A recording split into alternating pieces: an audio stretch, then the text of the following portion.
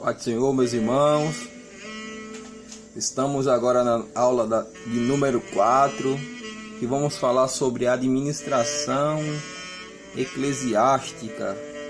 Segundo a teoria de Stone e Freeman, eles falam que a administração é um processo de planejar, organizar, liderar, controlar um trabalho ou uma organização.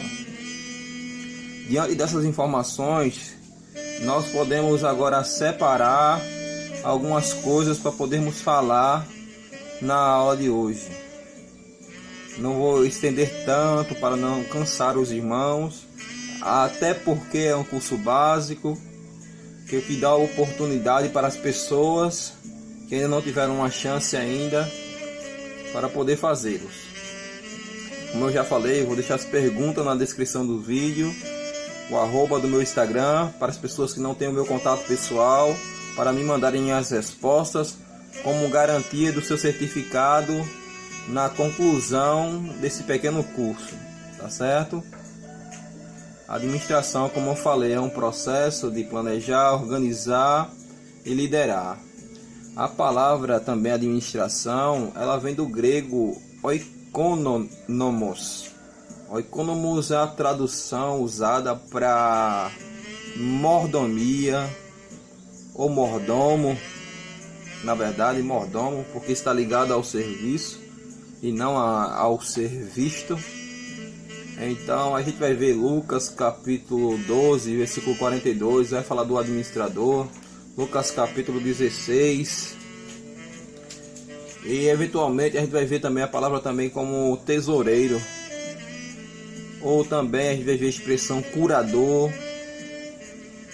Aí você pode me perguntar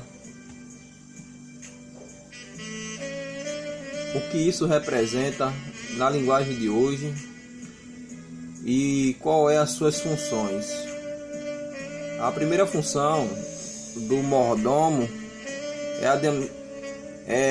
administrar para aqueles que estão sobre uma liderança cerimônias religiosas, cuidar do casamento entre o noivo e entre a noiva. Então, uma das funções administrativas também é a bênção apostólica. Só quem pode dar a bênção apostólica são pessoas consagradas ao ministério, como presbítero, pastores, poderão fazer isso. Então, essa mordomia dá-se ao homem de Deus, à mulher de Deus nessa função eclesiástica. Como eu falei também, celebrar casamento e orientar e supervisionar a liturgia da igreja, do culto.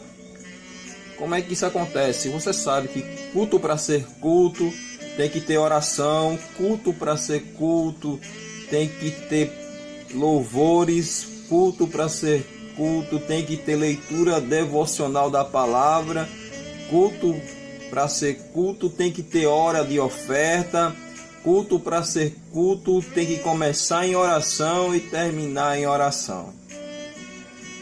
Então, a partir dessa informação que nós temos sobre liturgia, o administrador, o mordomo de Deus, ele vai cuidar da preparação do culto. E cuidando da preparação do culto, ele vai fazer o quê? Ele vai orientar que na sua ausência ocorra da forma que ele ensinou. Entenderam até aí o que é liturgia? Liturgia de culto. Ele está responsável na administração da liturgia do culto. Como é que o culto vai ocorrer? Vale lembrar que a liturgia não salva. Vale lembrar que cerimônia não salva. Vale lembrar que quem salva é Jesus. Tradição não salva. Judaísmo não salva. O que salva é Jesus, o Cristo pendurado no madeiro, que foi crucificado, derramou seu sangue para salvar a cada um de nós. Entende? Tudo bem? E quais são as atribuições? Normalmente, o administrador, o mordomo, ele ora com o rebanho, e ora também por ele. Então ele, como eu falei, a organização do culto na liturgia, ele está na responsabilidade não só de orar por pessoas. Orar, irmãos, não é cuidar da vida dos outros. É orar por pessoas e orar pela sua própria vida. Você lembra que na época do sacerdote, o sacerdote primeiro oferecia o sacrifício por ele e depois oferecia sacrifício pelas pessoas. Por quê? Porque se o sacerdote não tivesse nas devidas condições de administrador de Deus, ele seria executado pelo próprio Deus no lugar santíssimo. Então, irmãos, para que as pessoas possam requerer algo dos seus liderados, as pessoas normalmente terão que dar no mínimo o exemplo. Então, o exemplo é uma coisa que vai arrastar a conduta moral dos seus liderados. Não posso cobrar de você algo que eu não faço. O administrador está nesta posição quando eu falo que ele tem que orar pelo rebanho e ele tem que orar por ele. E dentre das suas outras atribuições é apacentar e doutrinar a igreja. Doutrina cristã, irmãos. Normalmente uma doutrina composta de 2 a 3 argumentos que representam o ensinamento bíblico para uma defesa de alguma tese no período da sua fala ou da comunicação. Então ele vai estar responsável em apacentar. Apacentar fala de um termo de cuidado, irmãos. Quando ele está no campo com as suas ovelhas, ele tem que ficar de olho se alguma ovelha se perdeu, se alguma ovelha foi para uma direção que não devia, para que ele possa trazer de volta, para que ela possa ficar perto das outras ovelhas e não perca o costume de ovelha. Porque normalmente as ovelhas, quando vão para distante do pastor, elas não ouvem mais como ouviam antes, não entendem mais que aquele homem está ali para proporcionar a sua segurança, porque a ovelha não tem nenhum modo de defesa. Ovelha, a única forma de defesa é a presença do pastor. Diga amém por isso, diga glória a Deus, porque a gente tem um supremo pastor que cuida da gente aqui embaixo, e o nome dele é Jesus de Nazaré. Amém? Tudo bem até aí? Vamos falar de outra atribuição, que é exercer as suas funções com zelo. O que a Bíblia fala? Fala que aquele que ensina, que haja dedicação. Então isso serve para todas as áreas da vida, irmãos. Se você é músico, vá para os ensaios. Se você é pregador, leia para poder pregar. Se você é profeta, ore a Deus e peça a Deus a profecia para profetizar. Nada pode ser feito com desdenho diante da obra de Deus. As coisas de Deus devem ser feitas com zelo e com cuidado. Então, o que é esse zelo? Esse zelo, ele não está posto para disciplinar, nem para agredir ninguém. Esse zelo é uma forma de cuidado de Deus. Lembro-me de Paulo na sua primeira viagem missionária, quando Marcos se sente ofendido por causa de alguma discussão que houve entre ele e Paulo.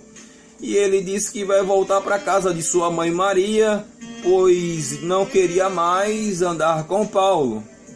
Aí o que faz? O Cipriano Barnabé diz: não, ele faz parte da minha família, quero o levar também para a viagem missionária. Só que o que acontece? Paulo não admite a presença de João Marcos, filho de Maria, no caminho da trajetória, não porque ele não queria a presença de Marcos, mas por causa do cuidado dele, do zelo dele pela palavra de Deus. Ele estava preocupado se ele realmente iria fazer aquilo que pediu, aquilo que Paulo pediu para ele fazer, que seria executar o trabalho do evangelismo, da pregação, da palavra de Deus, amados irmãos. Até aí está tudo bem? Então o zelo é esse cuidado. Paulo foi muito cuidadoso. Até então, quando ele estava preso, ele disse que só Lucas ficou comigo, Demas foi embora. Ele manda chamar Marcos novamente e a reconciliação com ele. Você percebeu que no primeiro momento o cuidado de Paulo, naquele momento não podia chamar João Marcos para atender a chamada missionária, porque para Paulo não estava preparado, mas a partir do momento que Paulo estava indo embora e iria ser executado pelo imperador, devido às pregações da mensagem do amor de Deus, ele chamou Marcos de volta por causa do zelo e o cuidado pela palavra, porque ele sabe que todos devem ter uma segunda oportunidade na vida. Terceira, quarta, quinta, sexta. Se você estiver disposto a se arrepender todas as vezes que você pratica algo de errado, Deus vai estar disposto a realizar coisas extraordinárias na sua vida. Amém, irmãos? Então, uma das outras características e atribuições do mordomo de Deus é orientar e superintender as atividades da igreja, a fim de torná-la eficiente. Entendeu? Como eu falei, as coisas não podem ser feitas de qualquer forma. A obra de Deus, ela tem uma forma para ser aplicada, tem que ser feita com excelência, com eficiência, para que o povo de Deus ele seja beneficiado por isso. Então, o mordomo não está cuidando de uma coisa que não é sua. O mordomo está cuidando de uma coisa que é de Deus. O povo é de Deus, a igreja é de Deus. E ser mordomo não nos faz dono. Entendeu, amados irmãos? Então, a partir do momento que a gente se torna um mordomo, a gente não é dono de nada.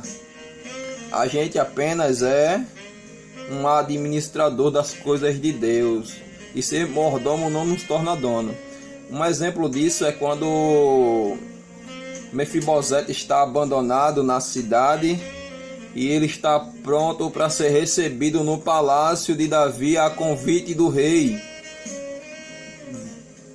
Vamos fazer uma analogia. Faz de conta agora que Mefibosete está na mesa do rei, pode comer no mesmo prato que ele, pode usar a sua coroa, pode até usar a sua roupa, mas o rei não era Mefibosete. Concorda comigo que o rei ali era Davi? Então podemos sentar na mesma mesa, comer da mesma comida, até no mesmo prato, ou colocar até a mesma roupa, mas o rei não era Mefibosete, o rei era Davi. Foi por isso que ele mandou chamar Mefibosete, para fazer parte daquela família que já estava dentro da genealogia. Havia uma promessa para se cumprir na vida daquele rapaz, e cumpriu-se de forma extraordinária e com muita excelência. Então, instruir também os neófitos da igreja é uma função do mordomo de Deus, e dedicar a atenção à infância. O que são os neófitos? Os neófitos são os recém-convertidos, irmãos. Os recém-convertidos estão na responsabilidade de quem é ou quem está mais tempo na igreja orientar essa pessoa a se comportar como cristão, sabendo que há uma doutrina, um regimento na igreja que deve ser respeitado. Por exemplo, na igreja Assembleia de Deus, na qual faço parte, uma das igrejas da Assembleia de Deus, aqui no estado do Pernambuco, nós cristãos não podemos andar de regata, não podemos andar de bermuda onde? Em lugares públicos, irmãos. Por quê? Porque há o pecado da lascívia e porque há um estatuto na igreja e na qual os membros e a igreja devem respeitar, entendeu? E por causa disso a gente respeita. E outra coisa é o poder coletivo de governo. Exercer, irmãos, um poder coletivo de governo, mas isso está relacionado à hierarquia da igreja. Como eu falei, ao mordomo. O mordomo mesmo está mais ligado ao serviço. Então, veja só, a gente organiza como isso. Como eu falei, que a administração, segundo o Stone Feynman, ele é um processo de planejar, orientar e organizar. Então a gente faz como para organizar? A gente planeja, organiza e lidera. Não existe, a organização não vem primeiro. Primeiro vem o planejamento, depois a organização, depois a forma de liderar. Então a gente primeiro faz um quadro das coisas como vão acontecer. determina os fatores, o que as pessoas vão fazer, quem vai cantar, quem vai pregar, quem irá orar. Isso é planejado. E um plano não é planejado em cima da hora, porque isso vai falar de improviso, e para ter responsabilidade isso tem que ser feito com antecedência. Planeja com antecedência, organiza depois e lidera. Então a execução vem com os liderados. Amém, irmãos? Até aí tá tudo bem. Diante dessa palavra também a gente pode falar como mordomia, a mordomia do tempo, a organização desse tempo. O administrador deve saber organizar o seu tempo. Eclesiastes, né? Há tempo para todas as coisas debaixo do céu, plantar e colher, chorar e sorrir, afastar-se e chegar perto, abraçar e deixar de abraçar, beijar e parar de beijar. Então, veja só, a desculpa de muitas pessoas hoje em dia é dizer que não tem tempo. O problema não é o tempo, o problema é você que não administra bem. Tem tempo para tudo. Agora, você não tem sido um bom administrador de tempo. Porque tem um livro agora também que lançaram recentemente, que está nomeado como Ladrões de Tempo. Aí vai falar dos meios virtuais, redes sociais, que estão aí para roubar o tempo das pessoas. Porque tempo é valioso. É tão valioso que não vai voltar atrás. E outra coisa, a vida não se vive duas vezes, aqui embaixo na terra. A vida se vive uma só vez e nós temos que zelar por essa oportunidade. Então aproveite a cada uma delas, uma oportunidade que Deus está te dando. Então o tempo não volta, aproveita. O dia tem 24 horas, cultuamos só 2 horas de culto, 8 horas trabalhamos, então sobra muito tempo para você fazer as outras coisas, tanto como estudar ou dedicar uma vida de oração a Deus. Então não deixe os ladrões de tempo roubarem isso de você. Organize a sua vida, como havia dito, há tempo para tudo. E vou encerrar essa aula com uma frase de C.S. Lewis, que ele diz assim: põe as primeiras coisas em primeiro lugar e teremos as segundas a seguir. E põe as segundas coisas em primeiro lugar e perderemos ambas. Amém? Deus abençoe a tua vida e um abraço no coração. Não se esqueça, se inscreve no canal. As perguntas vão estar na descrição do vídeo. E me envia e nós vamos chegar à nossa conclusão. Um abraço no coração, tá certo? Não deixe de responder o questionamento.